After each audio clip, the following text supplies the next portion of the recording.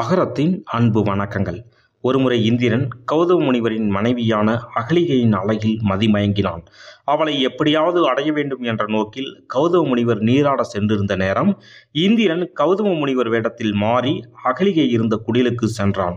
அங்கு முனிவரின் வேடத்தில் இருந்த இந்திரனை கண்ட அகலிகை தன் கணவர்தான் வந்துள்ளார் என்று நம்பி தன்னையே பறிகொடுத்தாள். சிறிது நேரத்தில் நீராட சென்ற கௌதம முனிவர் தன் உருவில் இருந்த இந்திரனை கண்டு அதிர்ச்சியடைந்தார். மேலும் அங்கு நடந்ததை தன் ஞானத்தின் மூலம் தெரிந்து கொண்டார் முனிவர். அப்போது இந்திரன் பூனை வடிவம் எடுத்து முனிவரிடமிருந்து தப்பி ஓடினான். மனைவி தவறு செய்துவிட்டால் வேறொருவன் தன் கணவன் உருவில் வந்திருந்தாலும் தர்மபத்திரிக்கு வந்திருப்பது தன் கணவன்தானா என்பது தெரிந்திருக்க வேண்டும் என்று கூறி அகலிகையை கல்லாக போக கடவது என்று சபித்தார். மேலும் பிறர் மனை நோக்கிய இந்திரனை அவனது உடல் முழுவதும் 1000 குறிகள் தோன்றும்படி சாபம் கொடுத்தார். இவ்வாறு சாபம் பெற்ற இந்திரன் அவமானத்தால் தலைகுனிந்தான். நேராக பிரம்மதேவரிடம் சென்று தனக்கு ஏற்பட்ட நிலையை கூறினான்.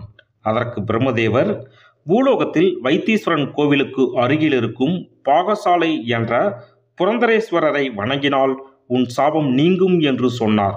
பிரம்மதேவரின் அறிவுரைப்படி இந்திரனும் நாகை மாவட்டம் வைத்தீஸ்வரன் கோவிலுக்கு தென்கிழக்கில் 5 கிலோமீட்டர் தொலைவில் உள்ள புரந்தரேஸ்வரரை ஆலயத்திற்கு வந்து யாகம் வளர்த்து புரந்தரேஸ்வரரையும் கல்யாணி அம்பாளையும் வேண்டி வணங்கி தவமிருந்தான்.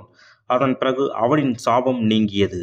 தேவேந்திரன் தங்கி யாகம் வளர்த்த ஊர் முதலில் யாகசாலை என்று அழைக்கப்பட்டது. அதுவே காலப்போக்கில் மருவி பாகசாலை என மாறியதாக கூறப்படுகிறது. பொதுவாக சிவன் கோயிலில் நவகிரகங்கள் இருக்கும். ஆனால் இக்கோவிலில் சனி பகவான் நின்ற கோலத்தில் தனித்து நின்று அருள்பாலிப்பதால் நவகிரகங்கள் இங்கு கிடையாது. இது இக்கோயிலின் சிறப்பாக கருதப்படுகிறது. இங்கு மாதந்தோறும் வரும் பிரதோஷ நாட்கள் வெகு விமர்சையாக இருக்கும். சனி பெயர்ச்சி நாட்களில் சனி பகவானுக்கும், குரு பெயர்ச்சி நாட்களில் தட்சிணாமூர்த்திக்கும் சிறப்பு பூஜையானது செய்யப்படுகிறது. மேலும் இது போன்ற ஆன்மீக தகவல்கள், கோயில் வரலாறுகள் போன்றவற்றை தெரிந்து கொள்வதற்கு மறக்காம நம்மளுடைய சேனலை சப்ஸ்கிரைப் பண்ணுங்க. நன்றி.